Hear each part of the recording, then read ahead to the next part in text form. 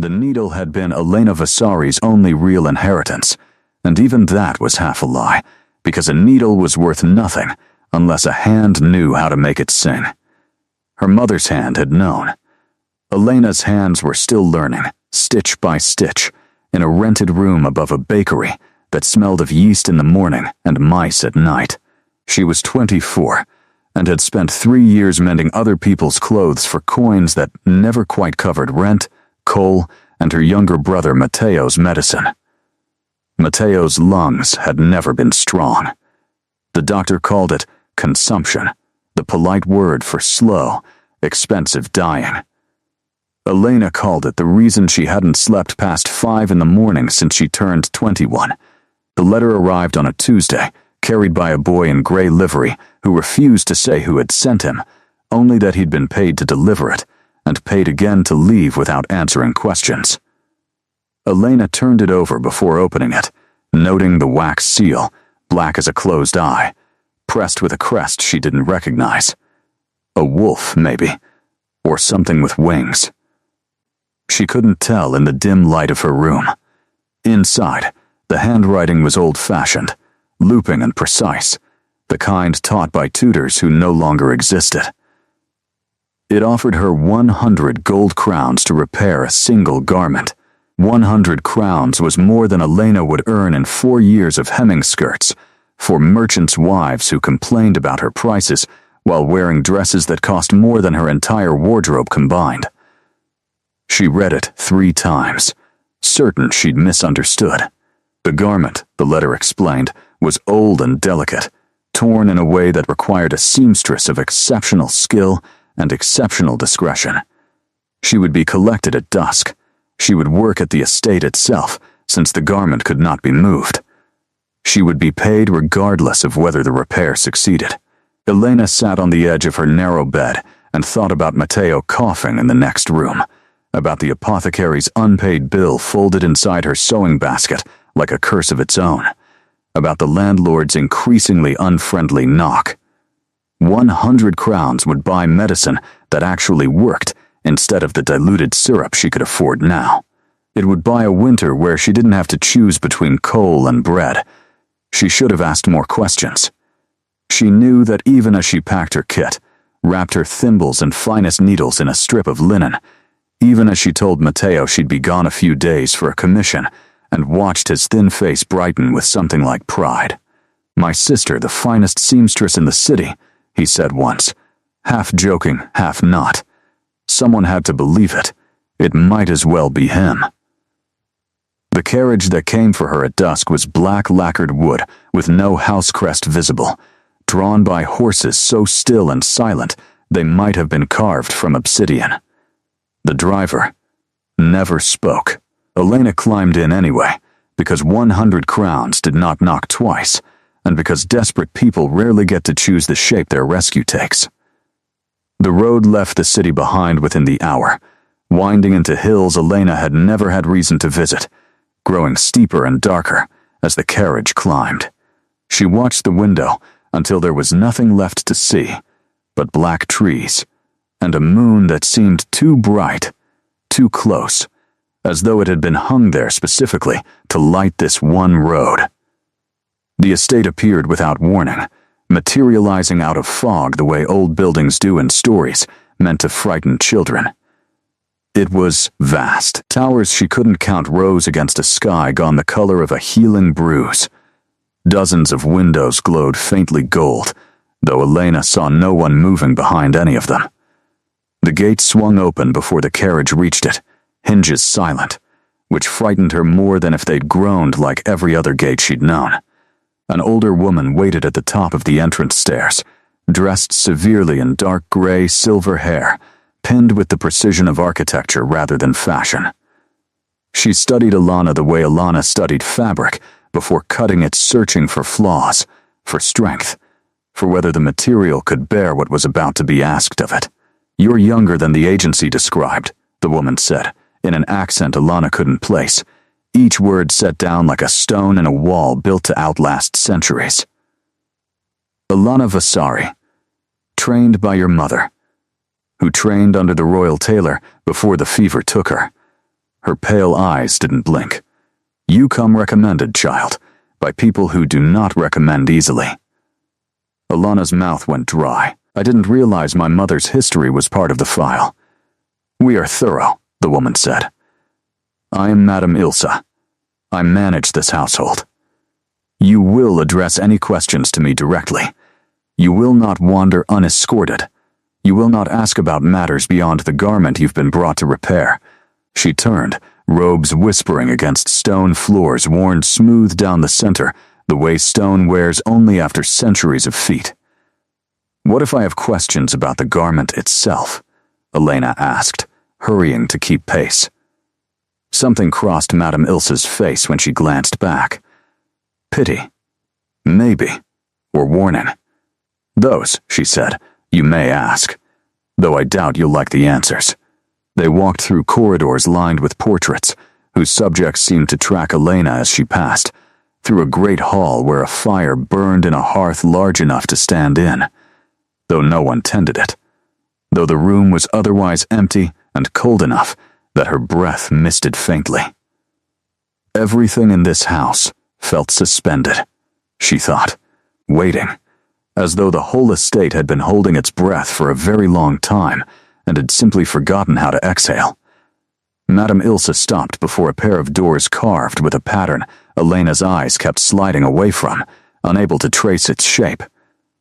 "Beyond this door is the garment," she said, "and the man who has worn it for 500 years, though not by choice, and not any longer by breathing." She pressed her palm flat to the wood. "I will tell you what I tell everyone brought here, though you are the first in a long while to make it this far. Whatever you find beyond this door, do not scream. Screaming wakes things that are better left resting." Elena's heart hammered so hard she was certain the older woman could hear it. "Resting," she repeated. "Not dead." "No," Madame Ilsa said, and pushed open the doors. "Not dead. Merely waiting for hands skilled enough and brave enough to finish what his enemies started 500 years ago." The room beyond the doors was not what Elena expected. She had braced herself for a crypt, for stone and cobwebs and the smell of something long unburied. Instead, she found a chamber that looked like it had been frozen mid-breath in the middle of a wealthy life. A fire burned low in the hearth, though again, no one tended it.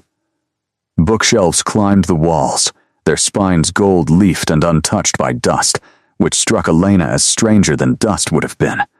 A writing desk sat angled toward tall windows, an inkwell still open, as though someone had stepped away mid-letter and simply never returned. And in the center of the room, on a raised dais draped in deep burgundy velvet, stood a man. Elena's first thought was that he was a statue.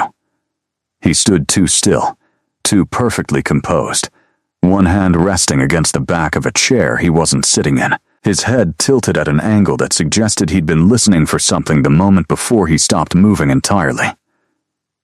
He wore a long coat, black shot through, with silver thread and patterns that seemed to shift when Elena's eyes weren't directly on them, and beneath the coat, visible at the collar and along one torn sleeve, a shirt the color of old bone. It was the sleeve that told her why she was here.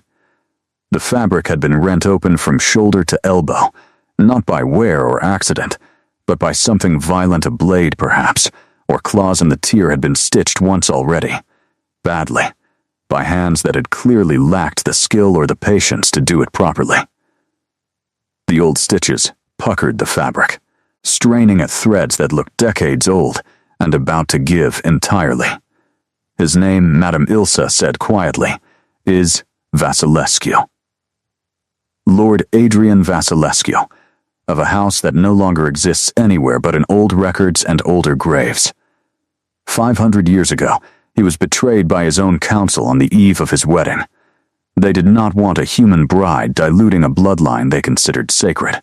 They set upon him with blessed iron before the ceremony could be completed, cut this coat from his shoulders as they cut into the flesh beneath it, and left him for what they believed would be his final death. Elena stared at the still, silent figure. He looks alive. He is neither alive nor properly dead, Madame Ilsa said. The blessed iron did not kill him. It cursed him. It bound him into stillness, into waiting, tied to this coat the way a soul is tied to a body.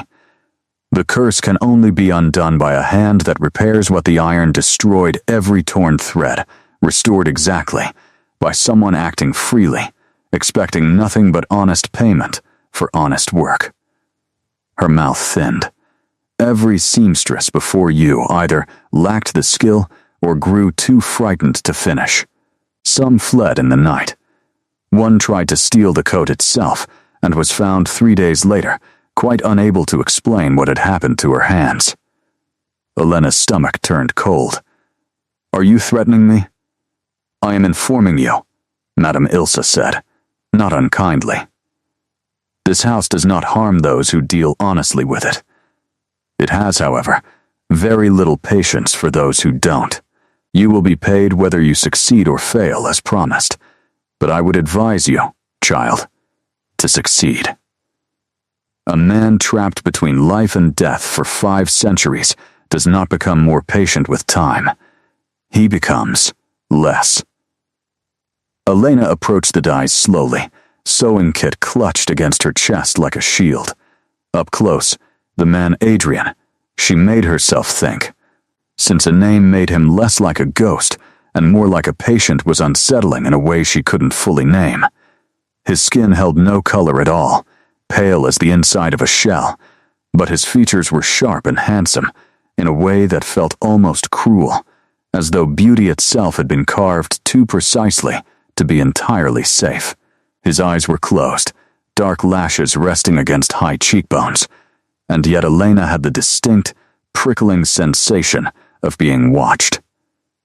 "Can he hear us?" She whispered. "No one knows," Madame Ilsa admitted. "He has not spoken in 500 years, whether he dreams in that stillness, whether he simply waits in darkness, whether some part of him is aware enough to know that people come and go, and fail him again and again, no one living can say." She gestured to the torn sleeve. "Begin whenever you are ready. There is no clock here. Time does not move the same way in this room as it does beyond these doors." Elena knelt beside the dice and examined the wound in the fabric more closely. The tear was worse than she'd first thought. The old stitches so poorly done, they had actually widened the damage rather than closing it, pulling at threads that were centuries old and unraveling further with every hour that passed. She could see, faintly, that the fabric itself seemed to pulse not with fabric's ordinary give and stretch, but with something closer to a heartbeat, slow and strained, as though the coat itself were struggling to breathe through torn lungs. "This will take days," Elena said, mostly to herself. "The old stitching needs to come out first. All of it. Then I'll need to match thread that hasn't been made in centuries, and match a weave I've never seen before." And she stopped, aware she was talking herself into panic rather than out of it. She looked up at Madame Ilsa. "What happens to him if I fail?" "Nothing," Madame Ilsa said. "That is the cruelty of it. Nothing happens. He simply continues waiting. As he has. As he will, until someone finally gets it right, or until the coat finally rots to nothing and takes whatever remains of him along with it." She turned toward the door. "I will bring food and a bed to the adjoining chamber. Work as long as you need. Rest when your hands shake too badly to be trusted. And Elena," she paused at the threshold, "whatever you do not remove the coat from his shoulders while you work. Whatever you see, whatever you hear, the coat must stay on him, or the binding fails entirely, and there will be no fixing what comes after that." The door closed.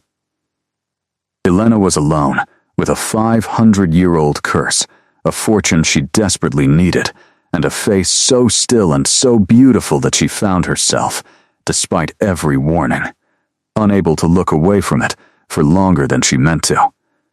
She worked through the first night by candlelight, picking out the ruined stitches one by one with the tip of her smallest needle, setting each freed thread carefully aside in case its color or weight held some clue she'd need later.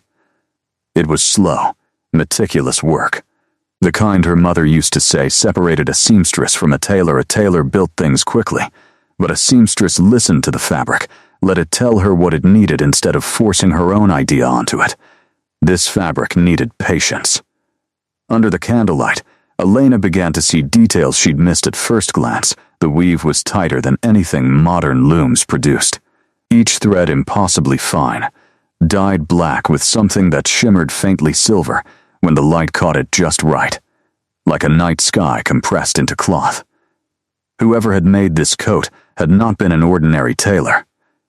They had been an artist, and possibly something more than that, because Elena could have sworn, more than once, that the fabric warmed faintly beneath her fingers, as though it recognized the touch of careful hands after 5 centuries of neglect. She talked to him as she worked, mostly to keep herself from thinking too hard about the wrongness of the situation, a man frozen mid-breath on a dice.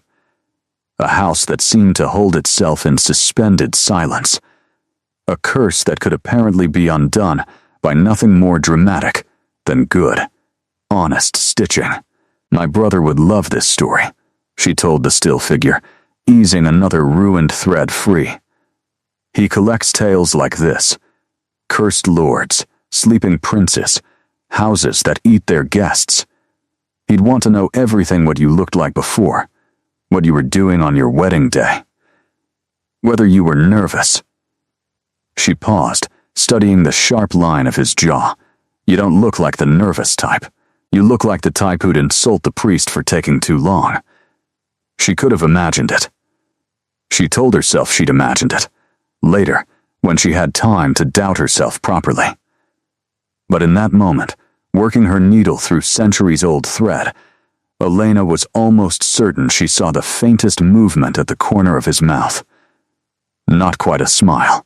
The suggestion of one, the way a held breath sometimes suggests the laugh that's being suppressed behind it. She dropped her needle. It took her a full minute to convince herself the room was as still as it had been when she'd entered, that the man on the dais hadn't moved, that the flicker she'd seen was nothing more than the candle guttering in a draft she couldn't feel.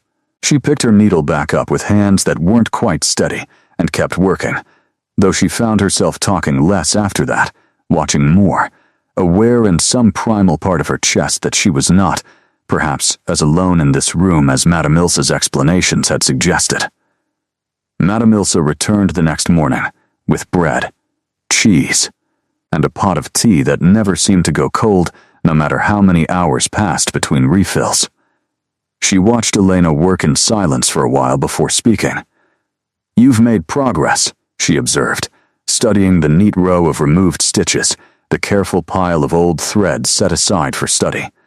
Faster than the last 3 who tried. What happened to them? Elena asked, not looking up from her work. One left after a single night, convinced the house was haunted, which, in fairness, it is, though not in the way she feared. One worked for nearly a month before her hands began to tremble too badly to hold a needle nerves, the physician said, though I suspect it was simply the weight of failure pressing down on her, hour after hour, day after day. And one, Madame Ilsa's expression flickered, grew convinced that cutting the coat away entirely, curse or no curse, would free him faster than repairing it properly. She was wrong. Profoundly wrong. Elena's needle paused. What happened to her? She is no longer employed here, Madame Ilsa said, in a tone that made it clear the subject was closed, and Elena, wisely, did not press further. By the second evening, Elena had cleared away the last of the old ruined stitching, and the true scope of the damage revealed itself fully for the first time, a tear that ran nearly the full length of the sleeve, edges frayed and thinned by 500 years of strain, the kind of wound that would have required weeks of careful matching and reweaving under any ordinary circumstance. She sat back on her heels and studied it, exhaustion pulling at the edges of her focus, and found herself once again looking up at the still face above her. "I don't know if you can hear me," she said quietly, "but I want you to know I'm trying. I know it's been 500 years. I know every hour must feel like a year to whatever's left of you in there. I just need you to be patient a little longer. I'm not going to run like the others did. I need this money too badly to run, and besides," she managed a tired, crooked smile, "I've never been the type to leave a job half-finished. My mother would come back from the grave just to scold me." The candle guttered again. This time, Alina did not convince herself it was nothing. This time, she was almost certain impossible, as it seemed that something in the room had exhaled. The thread was the hardest part. Alina had matched fabric before that seemed impossible to replicate, had spent whole afternoons in the market hunting for a single dye lot that would pass under a merchant's suspicious eye. But she had never faced anything like the black-silver weave of Adrian Vasilescu's coat. Ordinary black thread looked flat and dead against it, like charcoal laid beside a starlit sky. She tried 7 different spools before she found one, buried at the bottom of her kit, that her mother had given her years ago and told her to save for something that mattered. Alina had never known what that meant until now. She worked the new thread into her needle with hands that had gone steady again, the tremor of exhaustion pushed back by something that felt closer to purpose. Madame Ilse had left her alone for most of the day, and the silence of the room had stopped feeling empty. It felt, instead, like the hush before something. Alina found herself talking again, quietly, the way she had the first night, though this time she didn't second-guess the flicker of a response she thought she saw at the corner of his mouth. "My mother used to say a good seamstress could read a person's whole life in the wear of their clothes," she told him, drawing the first new stitch through torn fabric with careful, even tension.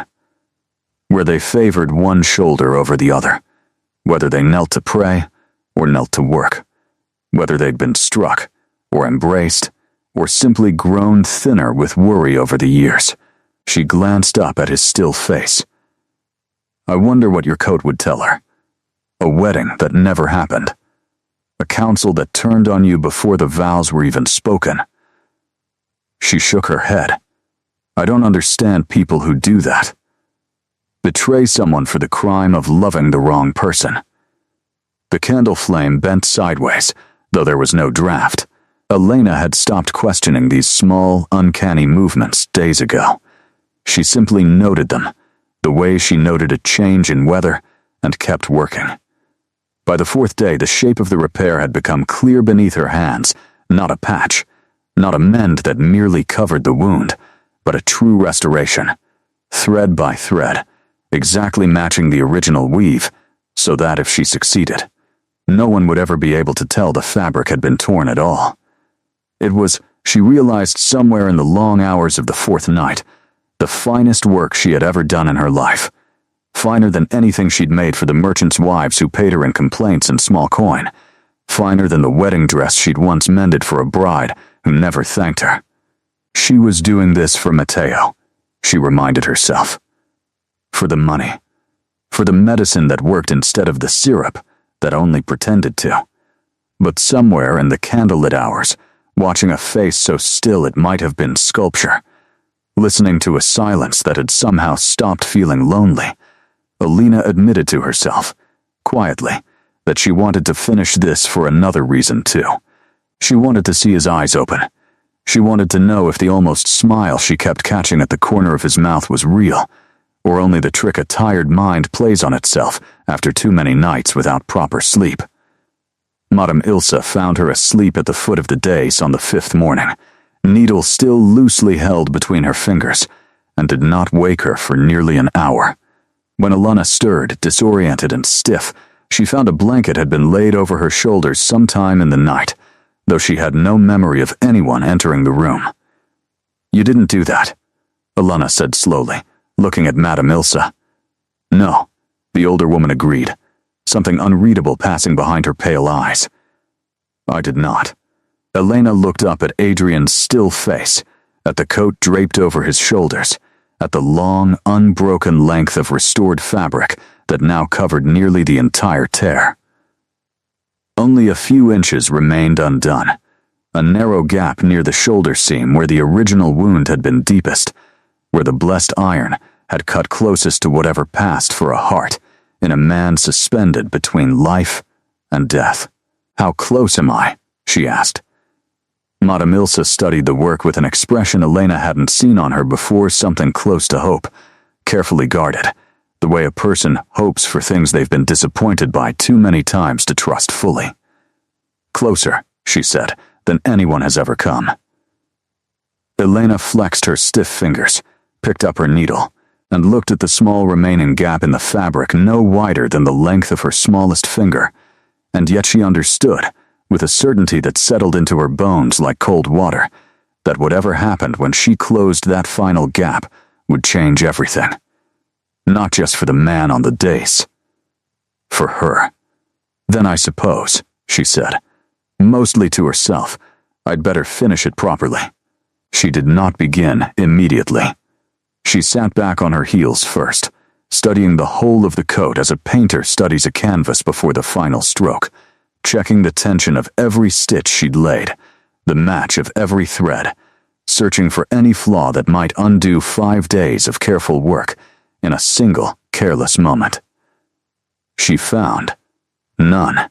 Her mother's training had never failed her, not once in 3 years of desperate, hungry work, and it did not fail her now. "Whatever happens," she said quietly, threading the last length of black silver thread through her needle, "I hope it's what you've been waiting for." She did not know, in that moment, whether she was speaking to Adrian, or to the house itself, or simply to the small, frightened part of herself that had begun, somewhere in the last 5 days, to hope for something she had no right to want. She lowered her needle toward the final gap in the fabric, and began to stitch. Elena's needle passed through the fabric on the final stitch, drew the thread taut, and she reached for her scissors to cut it clean. The way she'd finished 10,000 stitches before this one, without a second thought. The scissors slipped from her fingers before she could close them around the thread. The room did not shake. There was no thunder, no violent burst of light of the kind she half expected from the stories Matteo loved to tell her. Instead, the change came the way dawn comes, quietly, entirely, until the darkness that had seemed permanent simply wasn't there anymore. The candle flames, which had guttered and bent through 6 strange nights, suddenly burned tall and steady, doubling in brightness as though the room itself had exhaled a breath held for 500 years. And the coat, beneath her hands, grew warm. Not the ordinary warmth of fabric near a fire. This was warmth that moved, that pulsed once, twice, in a rhythm Elena recognized with a jolt of pure animal fear as a heartbeat. She scrambled backward off her knees, needle still clutched forgotten in her hand, and watched as the stillness that had defined Adrian Vasilescu for 5 centuries broke apart like ice on a spring river. His chest rose. It was such a small thing, such an ordinary thing, and yet Elena had never in her life seen anything as strange as watching a man breathe for the first time. His fingers, which had rested motionless against the back of the chair for longer than any building in her city had stood, twitched, curled, flexed slowly as though testing whether they still remembered how to hold anything at all. His eyes opened. They were dark, far darker than Elena had expected, though flecked through with something that caught the candlelight and threw it back like scattered stars, and they found her immediately, fixed on her with an intensity that stole whatever breath she had left in her lungs. For a long moment, neither of them moved. Elena knelt frozen on the cold floor, and Adrian Vasilescu stood on his dais for the first time in 500 years and looked at her as though she were the only solid thing in a world that had otherwise gone entirely strange around him. "You," he said. His voice was rough, unused, carrying an accent older than any Elena had heard, each word shaped carefully, as though speech itself were a skill he needed to relearn. "You finished it." Elena found her voice somewhere beneath the roaring of her own pulse. I did. He looked down at his own hands, turned them over slowly, flexed each finger as though counting them, making certain they were real. He touched the restored sleeve, ran his fingertips along the line of Elena's stitching with something that looked, for just a moment, like disbelief. 500 years, he said quietly, not quite to her. 31 attempts, 31 seamstresses, and not one of them he stopped himself, looked up, and for the first time, his sharp carved features softened into something almost human. What is your name? Elena, she managed. Elena Vasari. Elena Vasari. He said it slowly, as though tasting each syllable, committing it to a memory that had waited 5 centuries for something worth remembering.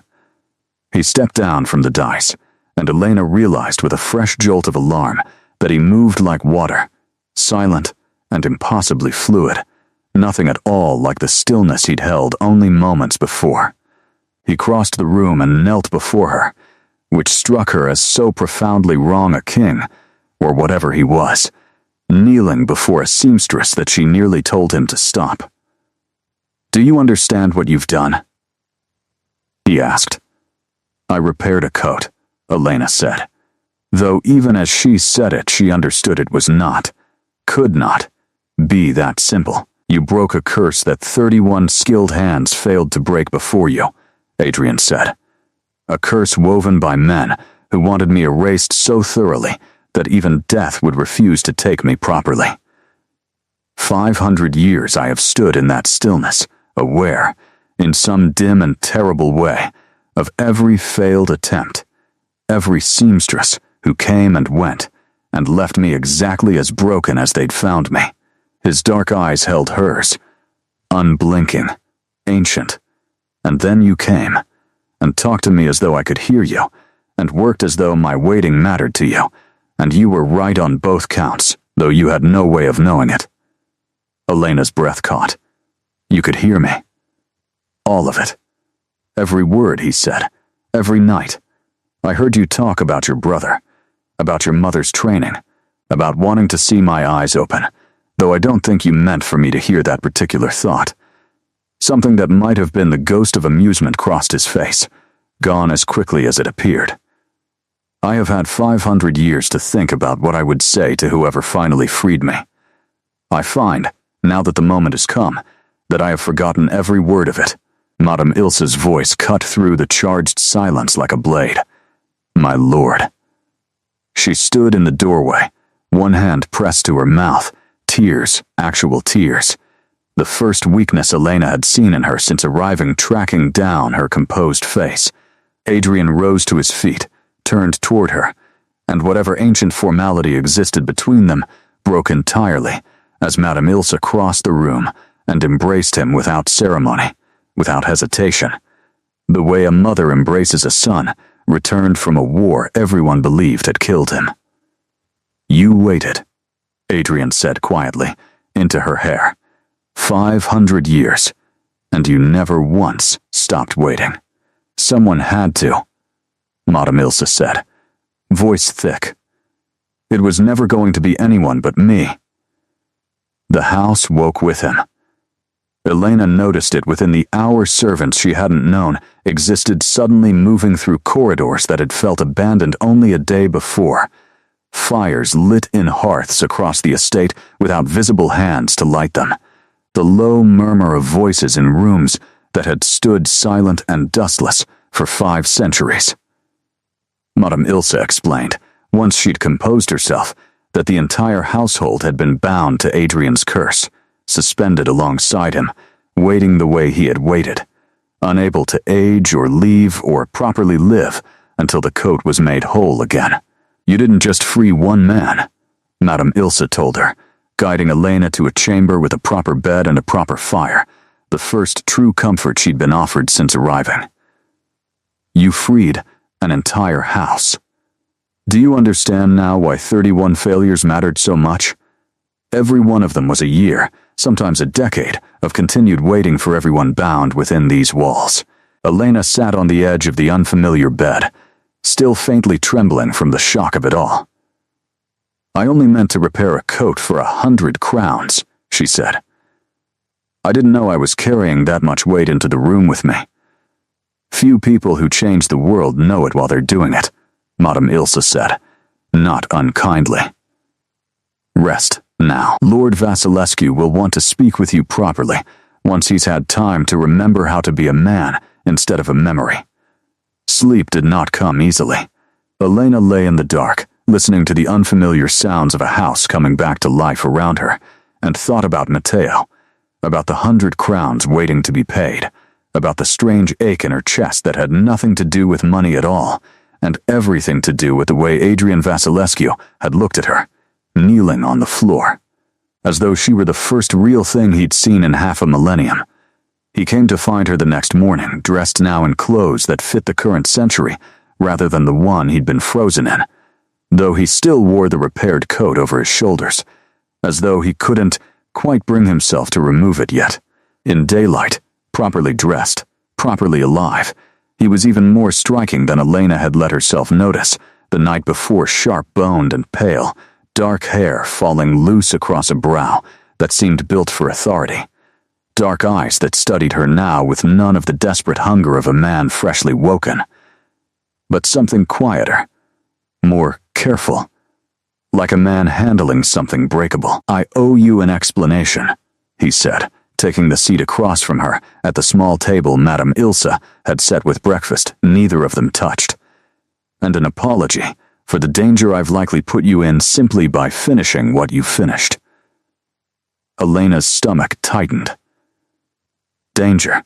What kind of danger? The council that betrayed me 500 years ago did not vanish when I was cursed, Adrian said. Their bloodlines continued. Their descendants still hold power in circles you have never had reason to know exist, and they have spent 5 centuries believing me permanently erased, out of their way, no longer a threat to the purity of a line they consider sacred. His jaw tightened. The moment word spreads that the curse has broken, and word will spread. Elena, these things always do. They will understand exactly what that means, and they will understand exactly who broke it. They'll come after me, Elena said slowly, the realization settling into her chest like a stone. I will not allow that, Adrian said, with a quiet, absolute certainty that startled her. Whatever else changes, whatever else happens between us, I owe you a debt 500 years deep, and I intend to honor it fully. You will remain here, under this house's protection, for as long as the danger persists. Your brother as well, if you'll permit me to send for him. I have physicians in this house more skilled than anything your city's apothecaries can offer. His illness need not remain a burden you carry alone. Elena's breath caught at the mention of Matteo, at the casual, staggering generosity of the offer. You don't even know him. I know you, Adrian said simply. 5 nights of listening to a woman talk to a man she believed couldn't hear her taught me more about her heart than most people learn about each other in years of ordinary conversation. You spoke of your brother every single night, Elena. Not once with resentment for the burden, only with love and fear, and a fierce, stubborn hope that refused to break no matter how heavy the weight became. He held her gaze steadily. I would like to ease that weight, if you'll allow it. Not as payment.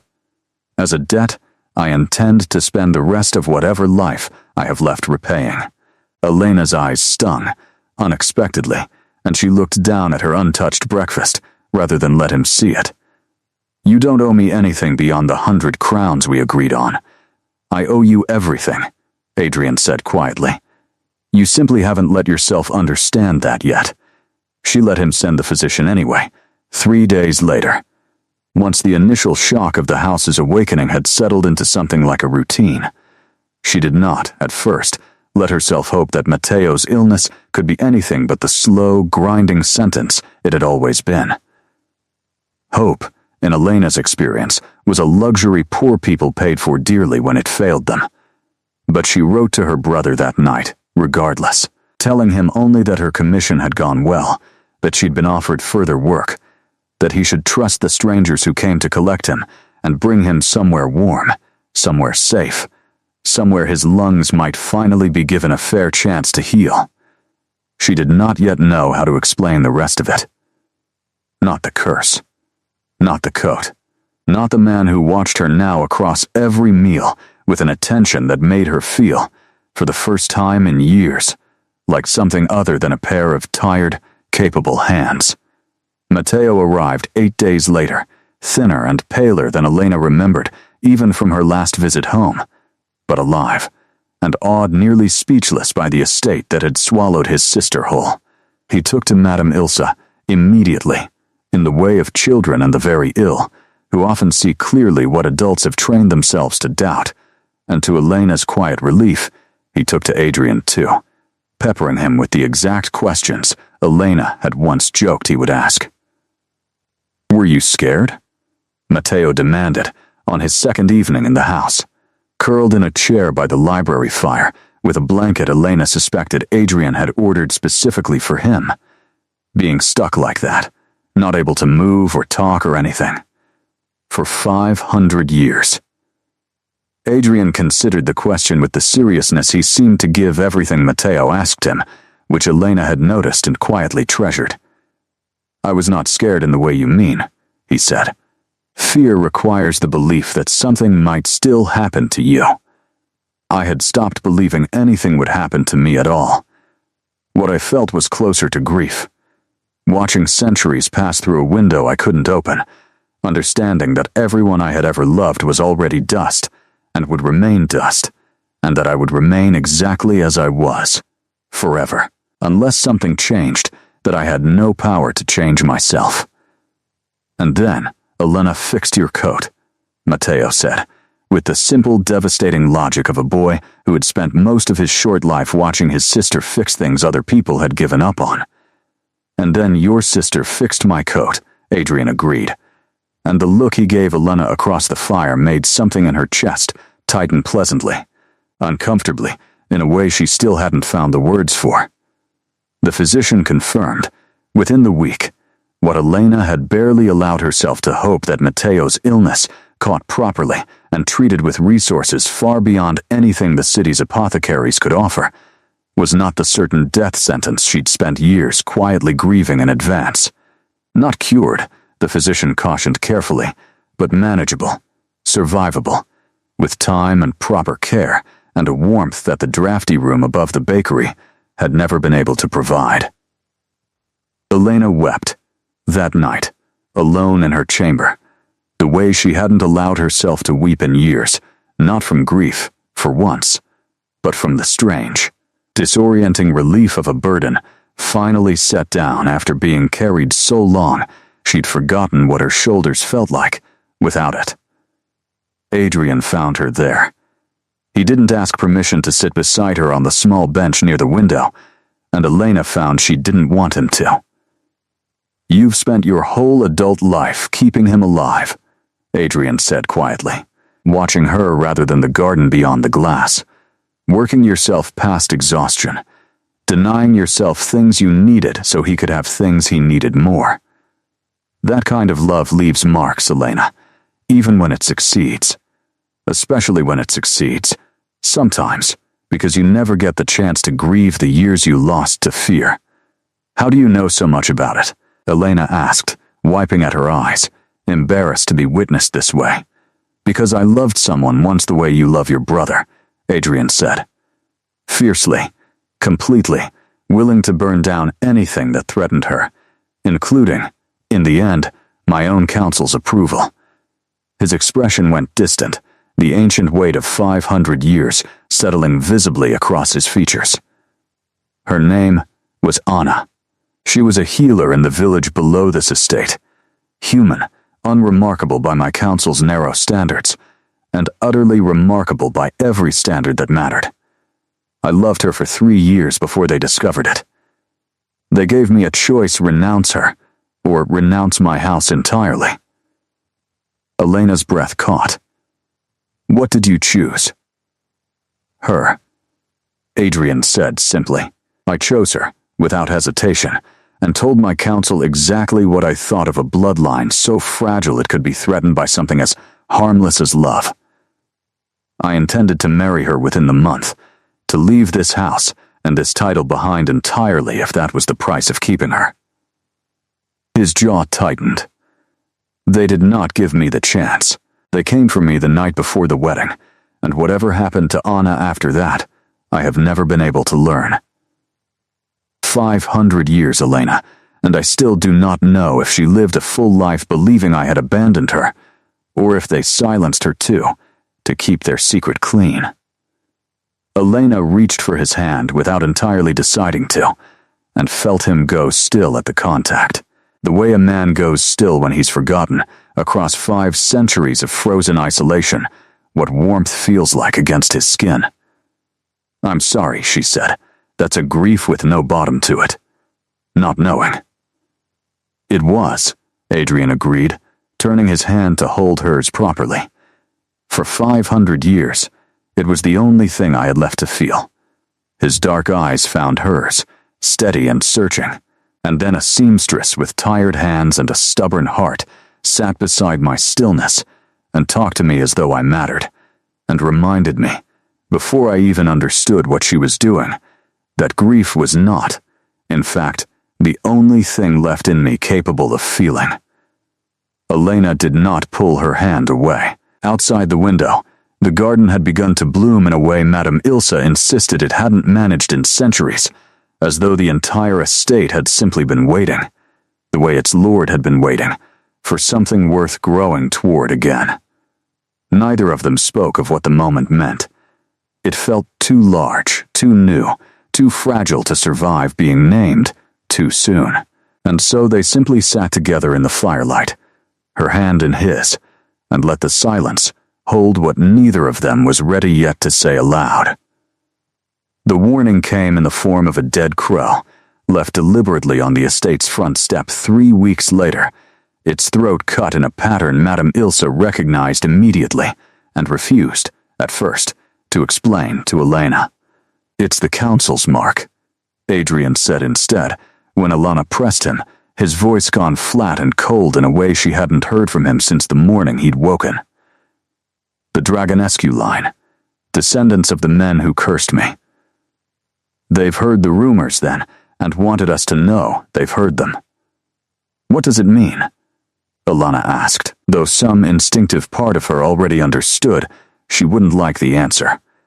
"It means they know I've woken," Adrian said, "and it means they'll want to finish what they started 500 years ago, before word spreads further and I have time to rebuild alliances they'd rather I didn't have."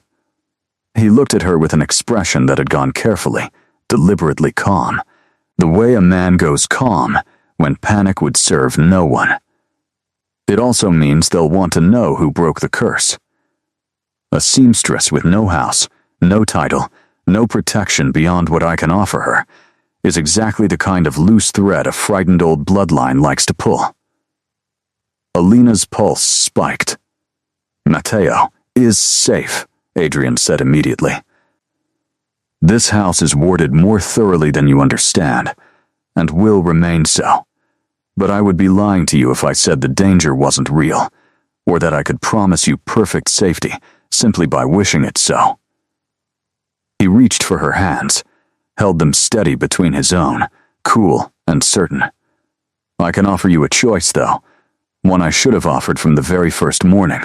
You can remain here, under this house's full protection, bound to nothing but the roof over your head and your brother's care. Or you can bind yourself to me formally, by the old rights of this house, which would extend every protection this bloodline can offer directly to you, protection the Dragonescu line would think 3 times before testing." "Bind myself to you," Alana repeated slowly. "You mean marry you?" "I mean exactly that," Adrian said, and for the first time since he'd woken, Elena saw something like uncertainty cross his ancient composed features. "I understand the weight of what I'm asking. You came here for 100 crowns and a chance to save your brother, not to inherit a war 5 centuries old, and I would never fault you for choosing safety over obligation to a man you've known for less than a month." His thumb traced absently along her knuckles. But I would be dishonest if I told you the offer comes from duty alone. I have had 500 years to forget what it felt like to want anything beyond the simple mercy of an ending. You reminded me, Elena. Every single night you sat beside me and talked as though I still mattered, and I do not think I want to spend whatever years remain to me forgetting that again. Elena's throat tightened. She thought of the 100 crowns, still unpaid, still theoretically the entire point of everything that had happened since that letter arrived on a Tuesday. She thought of Matteo, sleeping soundly for the first time in years down the hall, his lungs finally given a fighting chance. She thought of 5 nights spent talking to a man she'd believed couldn't hear her, and the strange, undeniable comfort she'd felt doing it, as though some part of her had recognized, before her conscious mind caught up, that she wasn't speaking into silence at all. "This isn't about the money anymore," she said slowly, testing the truth of the words as she spoke them. "I stopped thinking about the 100 crowns somewhere around the 3rd night, if I'm honest. I kept working because I wanted to see you wake up. I kept talking because some part of me already," she stopped, cheeks warming, and made herself finish it anyway, because Adrian Vasilescu had waited 500 years for honesty, and she wasn't about to be the first person in his life to withhold it from him now. Some part of me already cared what happened to you, long before I understood why. Adrian's hand tightened around hers. "Elena, but I need you to understand something first," she continued, before her courage could fail her. "I won't be bound to you out of fear of the Dragonescu line. If I do this, it has to be because I want it, freely, the same way I finished that coat freely, expecting nothing but honest payment for honest work.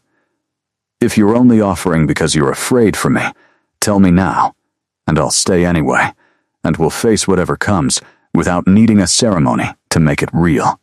Something in Adrian's ancient, careful composure finally broke, gently, like ice giving way to spring water beneath it.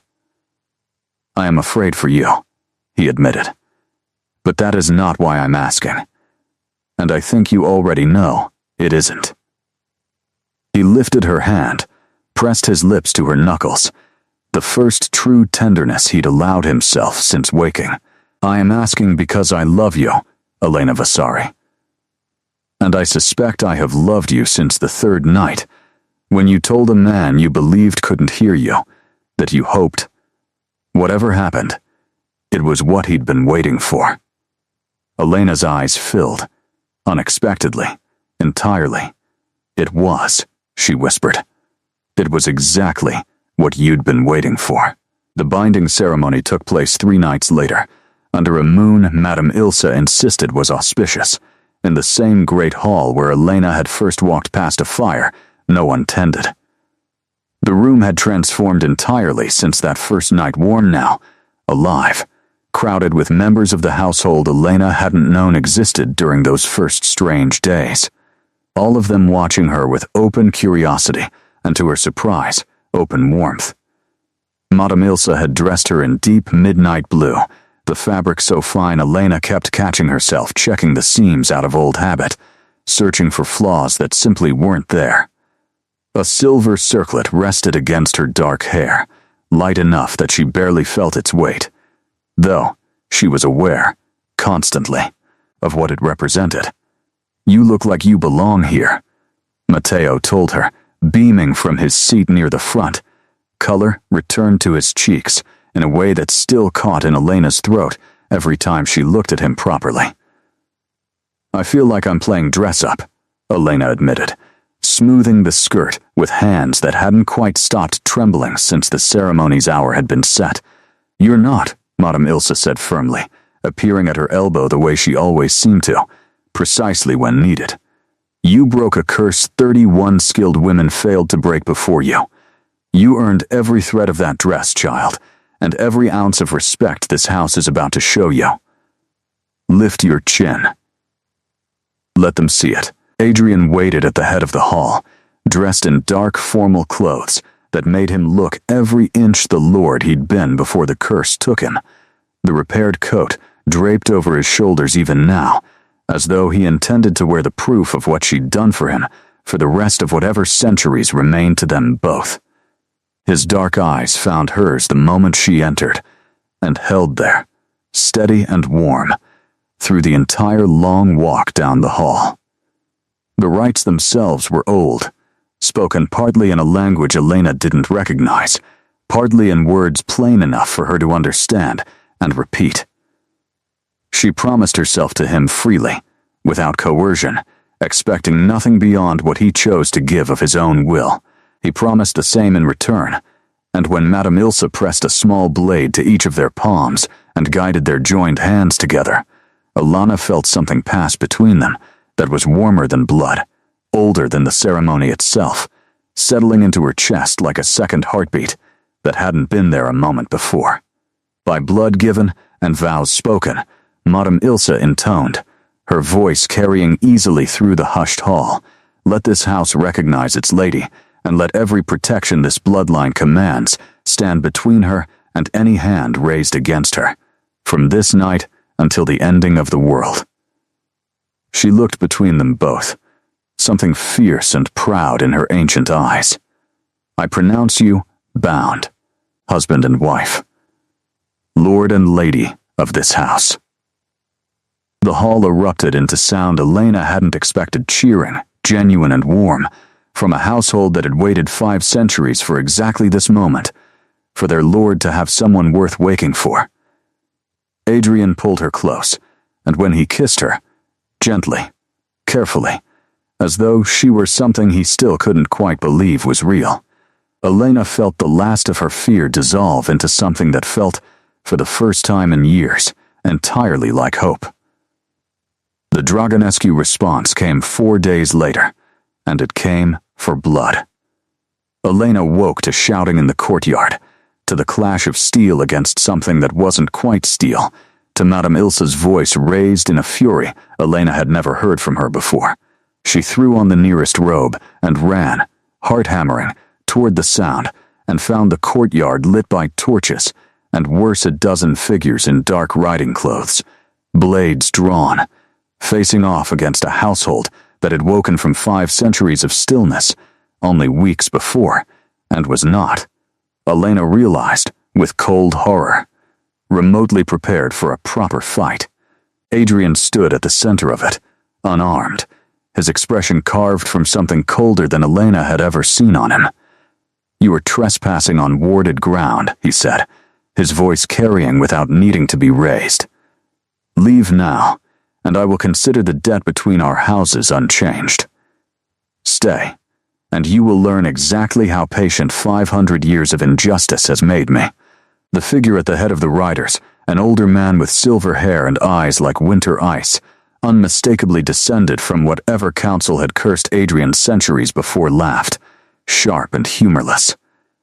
"The debt was never between our houses, Vasilescu. It was between your bloodline and purity itself, and it remains unpaid so long as you draw breath beside a human bride." His gaze slid to Elena, standing frozen in the courtyard doorway. Ah, there she is. The seamstress who couldn't leave well enough alone.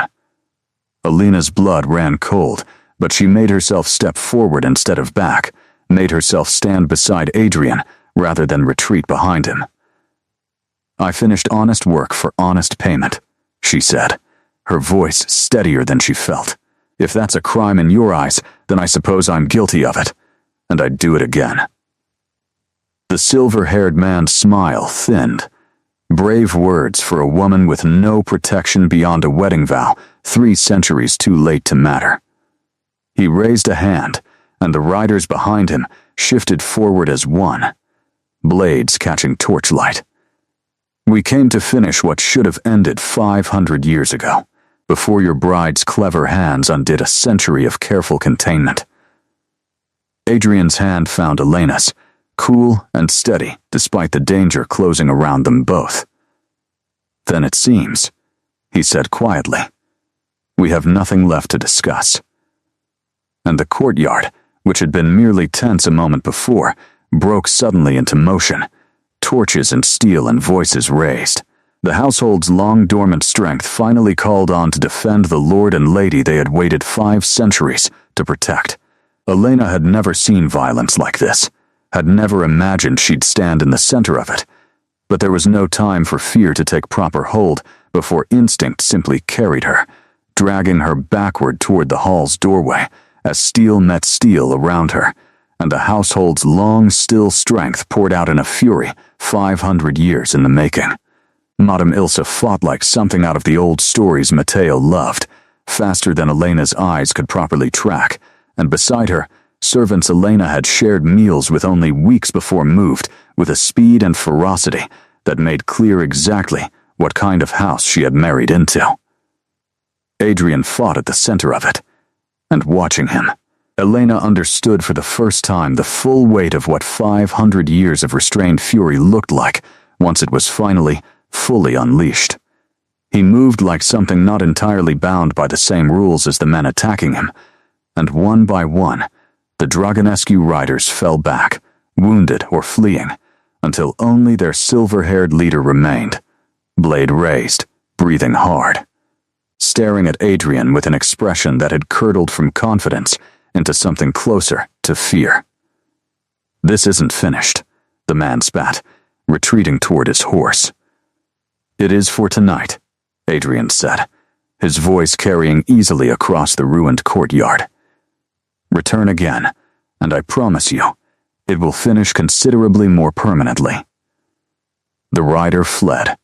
The courtyard fell into a ragged, exhausted silence, broken only by the crackle of dropped torches and the low moans of the wounded being gathered by household members already moving to help. Elena, still frozen by the hall doorway, only realized she'd been struck when she reached up to push her hair back, and her fingers came away wet and dark. The world tilted.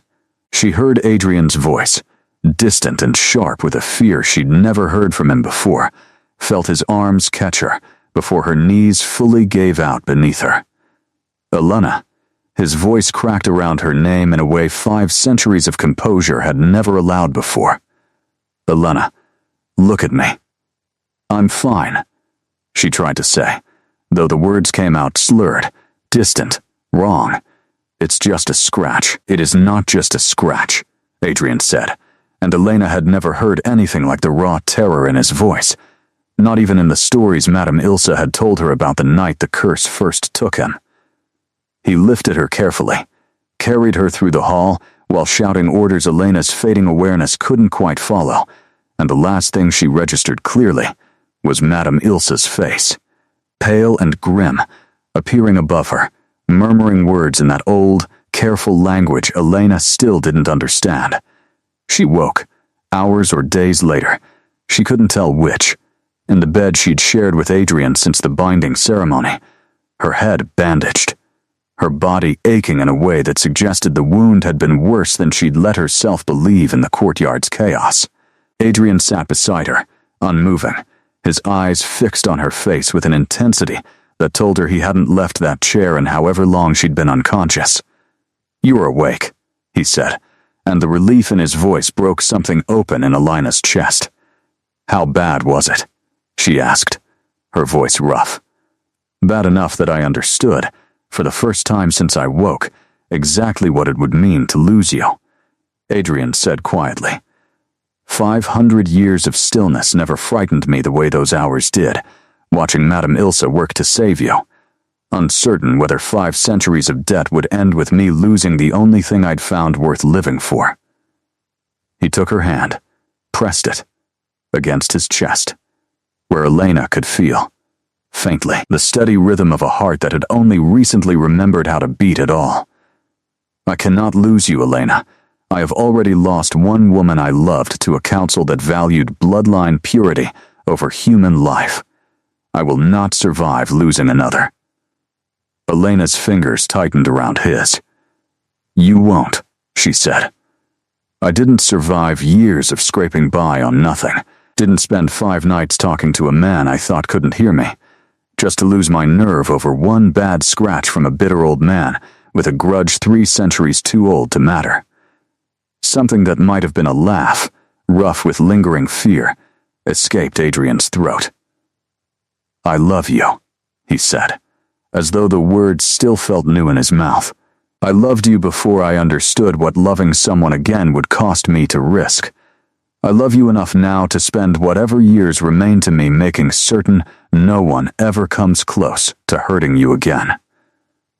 "Centuries," Elena corrected softly, drawing him down beside her despite the ache in her side. "You said years. I think you meant centuries." Adrian's dark eyes softened, something like wonder breaking through the last of his fear. "Centuries," he agreed. "I meant centuries." Madame Ilsa checked on her twice more that night, satisfied at last that the wound had closed cleanly. She left a tray of tea neither of them touched, and a look on her face, when she paused at the door, that Elena recognized from the very first night she'd arrived not pity this time, but relief. The particular relief of a woman who had waited 5 centuries to see her house properly, finally, safely full again. Matteo visited the next morning, pale with worry until he saw Elena sitting upright, and threw himself against her side with a fierceness that pulled a startled laugh from her despite the lingering ache. "You scared me," he accused, muffled against her shoulder. "Don't do that again." "I'll do my best," Elena promised, resting her hand against his hair, and meant it as fully as she had ever meant anything in her life. The weeks that followed settled into something Elena had never dared imagine for herself, not merely safety, though safety alone would have been more than she'd ever hoped for, but a life. Matteo grew stronger by the day, under the physician's careful attention, color returning to cheeks that had been pale and hollow for as long as Elena could remember, laughter returning to a boy who'd spent too many years watching his sister exhaust herself to keep him alive. He took to exploring the estate's endless corridors with an energy Elena hadn't seen from him since before the illness first took hold, trailing after Madame Ilsa with questions about the house's history that the older woman, to Elena's quiet delight, seemed to genuinely enjoy answering. Adrian sent word through channels Elena didn't fully understand to the scattered remnants of allies his house had once commanded. Old debts called in, old alliances quietly reforged. The Dragonescu line did not return, not that season, not the one after, though Adrian never let his guard fully down, never stopped watching the horizon with the wary patience of a man who understood that 5 centuries of grievance rarely died as easily as a single failed raid might suggest.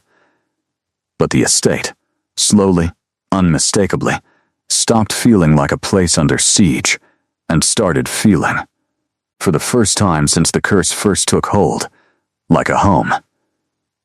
Elena kept sewing. She hadn't expected to, hadn't imagined a lady of the house would be permitted, let alone encouraged, to keep working with her hands, but Adrian had laughed, genuinely and warmly, the first time she'd raised the concern. "You broke a 500-year curse with those hands," he told her, catching her fingers and pressing a kiss to each calloused knuckle in turn. "I would not dream of asking you to set them aside. Sew whatever you wish, Elena. Teach the household seamstresses your mother's methods, if you'd like. This house has never had anything half so valuable as what you carry in your fingertips, and I intend to make certain the whole of it knows that." She did eventually take on students, young women from the village below the estate who'd heard, in the whispered way such stories always traveled, about the seamstress who had married a lord and broken a curse 31 others had failed to break. Elena taught them her mother's patience, the old lessons about listening to fabric instead of forcing it, and found to her surprise, that teaching filled something in her she hadn't known was empty, some quiet ache left over from years of working alone, unseen, unthanked, simply to keep herself and Matteo alive one more season. One evening, nearly a year after the night she'd first climbed into a black carriage bound for an estate she'd never heard of, Elena stood in the garden that Madame Ilsa still insisted had never bloomed so fully in all the centuries she'd tended it, watching the sun set gold and crimson over towers that no longer felt haunted, only old, only home. Adrian found her there, as he often did, drawn by whatever quiet bond had settled between them since the binding ceremony, a thread every bit as real. Elena had come to understand as any she'd ever sewn by hand. "You're thinking about something," he observed, coming to stand beside her, his hand finding hers with the easy familiarity of a year's worth of evenings, spent exactly this way. "I'm thinking about the letter," Elena admitted. "The one that started all of this. I keep it, you know. In my sewing kit, folded behind my finest needles. I read it again sometimes, just to remind myself how close I came to refusing it. If Matteo hadn't been so sick that winter, if the 100 crowns hadn't mattered quite so desperately, I might have thrown it in the fire and never known any of this existed." Adrian's thumb traced slow circles against her hand. "Do you regret how it began? The desperation of it?" Elena considered the question seriously. "No," she said, finally. "I regret that Matteo was ever sick enough to make me that desperate. But I don't regret the letter, or the carriage, or 5 nights spent talking to a man I thought couldn't hear me."